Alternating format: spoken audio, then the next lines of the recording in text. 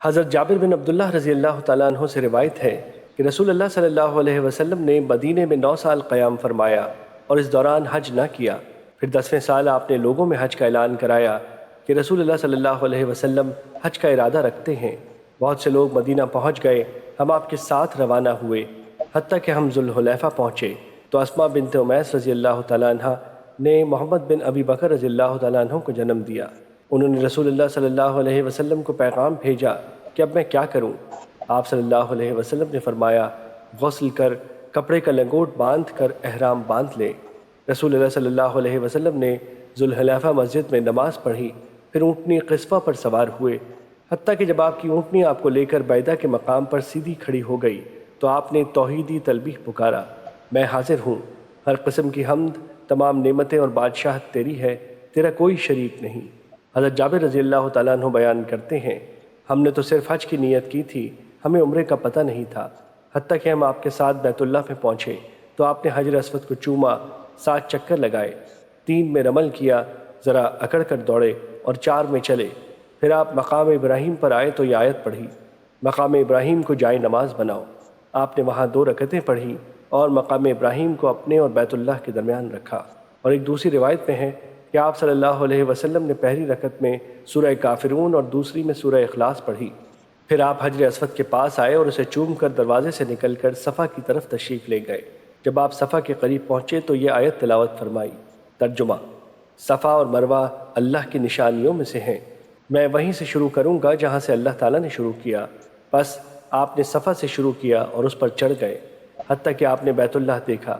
آپ قبلہ رخ ہوئے تو اللہ کی توحید اور کبریائی بیان کی اور فرمایا، اللہ کے سوا کوئی معبود برحق نہیں، وہ یکتا ہے، اس کا کوئی شریک نہیں، اسی کی بادشاہت ہے اور اسی کے لیے ہر قسم کی حمد سزاوار ہے اور وہ ہر چیز پر قادر ہے۔ اللہ کے سوا کوئی معبود برحق نہیں، وہ یکتا ہے، اس نے اپنا وعدہ پورا فرمایا، اپنے بندے کی نصرت فرمائی اور اس اکیلے نے لشکروں کو شکست دی۔ پھر آپ نے اس دوران دعا فرمائی، آپ نے یہ کلمات 3 مرتبہ فرمائے۔ پھر آپ نیچے اترے اور مروہ کی طرف گئے، حتیٰ کہ جب آپ وادی کے نشیب میں تیزی سے اترنے لگے تو آپ دوڑنے لگے، حتیٰ کہ جب آپ چڑھنے لگے تو آپ معمول کے مطابق چلتے گئے، حتیٰ کہ آپ مروہ پہنچ گئے اور آپ نے وہاں بھی ایسے ہی کیا جیسے صفا پر کیا تھا، حتیٰ کہ جب آپ آخری چکر میں پہنچے تو آپ مروہ پر تھے اور صحابہ آپ کے نیچے تھے۔ آپ صلی اللہ علیہ وسلم نے وہاں سے آواز دیتے ہوئے فرمایا، جس چیز کا مجھے اب پتہ چلا ہے، اگر اس کا مجھے پہلے پتہ چل جاتا تو میں قربانی کا جانور ساتھ نہ لاتا اور میں اس حج کو عمرے میں تبدیل کر لیتا۔ جس شخص کے پاس قربانی کا جانور نہیں وہ احرام کھول دے اور اسے عمرے میں بدل ڈالے۔ سراقہ بن مالک جاشم رضی اللہ تعالیٰ عنہ کھڑے ہوئے اور عرض کیا، اللہ کے رسول، کیا یہ اس سال کے لیے یا ہمیشہ کے لیے ہے؟ رسول اللہ صلی اللہ علیہ وسلم نے اپنے ایک ہاتھ کی انگلیاں دوسرے ہاتھ کی انگلیوں میں داخل کی اور 2 مرتبہ فرمایا، عمرہ حج میں داخل ہو گیا، اور یہ صرف ہمارے اسی سال کے لیے ہی نہیں بلکہ ہمیشہ ہمیشہ کے لیے ہے۔ حضرت علی رضی اللہ تعالیٰ عنہ یمن سے نبی صلی اللہ علیہ وسلم کے قربانی کے لیے اونٹ لے کر تشریف لائے تو آپ نے ان سے پوچھا، جب تم نے حج کی نیت کی تھی تو کیا کہا تھا؟ انہوں نے عرض کیا، میں نے کہا تھا، اے اللہ، میں اسی چیز کا تلبیح پکارتا ہوں جس کا تیرے رسول صلی اللہ علیہ وسلم نے تلبیح پکارا ہے۔ آپ صلی اللہ علیہ وسلم نے فرمایا، کیونکہ میرے ساتھ قربانی کا جانور ہے لہٰذا تم احرام نہ کھولو۔ راوی بیان کرتے ہیں، قربانیوں کے جانوروں کی وہ جماعت جو حضرت علی رضی اللہ تعالیٰ عنہ یمن سے لائے تھے اور وہ جنہیں نبی صلی اللہ علیہ وسلم ساتھ لے کر آئے تھے، یہ سب 100 تھے۔ راوی بیان کرتے ہیں، نبی صلی اللہ علیہ وسلم اور ان صحابہ جن کے پاس قربانی کے جانور تھے کے سوا سب لوگوں نے احرام کھول دیے اور بال کتر لیے۔ جب ترویہ یعنی 8 ذی الحج کا دن ہوا تو انہوں نے منی کا ارادہ کیا اور حج کے لیے احرام باندھا۔ نبی صلی اللہ علیہ وسلم اپنی اونٹنی پر سوار ہوئے، آپ نے وہاں منی میں ظہر، عصر، مغرب، عشاء اور فجر کی نمازیں پڑھیں، پھر تھوڑی دیر قیام فرمایا حتیٰ کہ سورج طلوع ہو گیا۔ آپ نے نمرہ میں بالوں کا بنا ہوا خیمہ لگانے کا حکم فرمایا۔ پس رسول اللہ صلی اللہ علیہ وسلم روانہ ہوئے۔ قریش کو اس بات میں کوئی شک نہیں تھا کہ آپ قریش کے دستور جاہلیت کے مطابق مشعر حرام مزدلفہ میں وقوف فرمائیں گے، لیکن رسول اللہ صلی اللہ علیہ وسلم وہاں سے گزر کر میدان عرفات میں تشریف لے گئے۔ آپ نے دیکھا کہ نمرہ میں آپ کے لیے خیمہ لگا دیا گیا ہے۔ آپ وہاں اترے حتیٰ کہ سورج ڈھل گیا تو آپ نے اپنی اونٹنی قصفہ کے بارے میں حکم فرمایا تو اس پر پالان رکھ دیا گیا۔ آپ صلی اللہ علیہ وسلم وادی کے نشیب وادی ارنا میں تشریف لائے اور لوگوں کو خطاب کرتے ہوئے فرمایا، بے شک تمہارا خون، تمہارا مال تمہیں ایک دوسرے پر اسی طرح حرام ہے جس طرح تمہارے آج کے دن کی، اس مہینے کی اور تمہارے اس شہر کی حرمت ہے۔ سن لو، جاہلیت کی ہر چیز میرے پاؤں تلے رون دی گئی ہے۔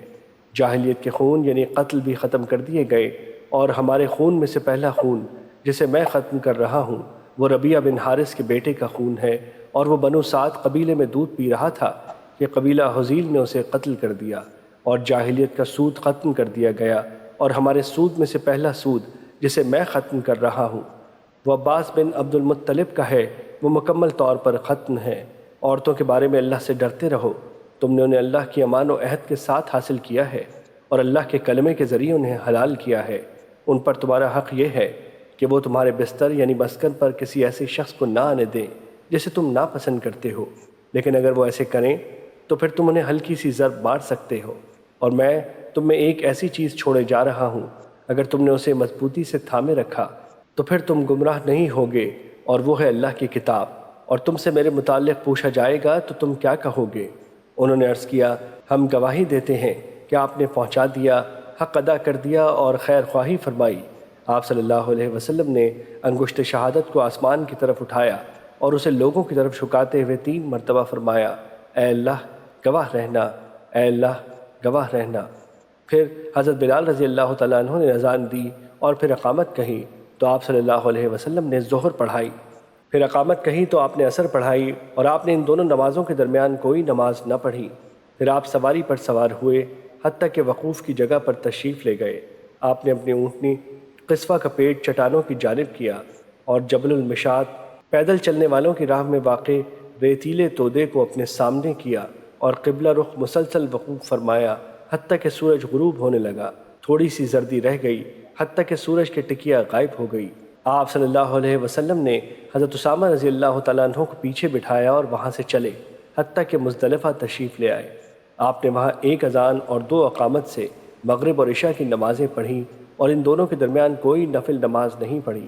پھر آپ لیٹ گئے حتیٰ کہ فجر پڑھی، پھر قصوہ پر سوار ہوئے اور مشعر حرام تشریف لائے۔ قبلہ رخ ہو کر اللہ سے دعا کی، اس کی تکبیر و تحلیل اور توحید بیان کی۔ آپ مسلسل کھڑے رہے حتیٰ کہ خوب اجالا ہو گیا۔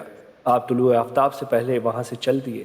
آپ نے حضرت فضل بن عباس رضی اللہ تعالیٰ عنہ کو اپنے پیچھے سوار کیا، اور آپ وادی محصر پہنچے تو سواری کو تھوڑا سا تیز کیا، پھر درمیانی راستے پر ہو لیے جو کہ جمرہ عقبی پر نکلتا تھا، حتیٰ کہ آپ اس جمرے کے پاس پہنچے جس کے پاس درخت تھا۔ آپ نے اسے 7 کنکریاں ماری۔ آپ ہر کنکری کے ساتھ اللہ اکبر کہتے تھے۔ ان میں سے ہر کنکری ایسی تھی جسے چٹکی میں لے کر چلایا جا سکتا تھا۔ آپ نے یہ کنکریاں وادی کے نشیب سے ماری۔ پھر آپ قربان گاہ تشریف لے گئے۔ آپ نے 63 اونٹ اپنے دست مبارک سے ذبح کیے۔ پھر آپ نے یہ فریضہ حضرت علی رضی اللہ تعالیٰ عنہ کو سونپ دیا تو باقی اونٹ انہوں نے ذبح کیے، اور آپ نے انہیں بھی اپنی قربانی میں شریک کیا۔ پھر آپ نے حکم فرمایا اور ہر اونٹ سے ایک ایک ٹکڑا کاٹ کر ہنڈیا میں ڈال کر پکایا گیا۔ آپ دونوں رسول اللہ صلی اللہ علیہ وسلم اور حضرت علی رضی اللہ تعالیٰ عنہ نے اس گوشت میں سے کچھ کھایا اور اس کا شوربہ پیا۔ پھر رسول اللہ صلی اللہ علیہ وسلم سواری پر سوار ہوئے اور طواف افاضہ کیا، نماز ظہر مکہ میں پڑھائی۔ پھر آپ بنو عبد المطلب کے پاس تشریف لے گئے جو زمزم پلا رہے تھے۔ آپ صلی اللہ علیہ وسلم نے فرمایا، عبد المطلب کی اولاد پانی نکالو۔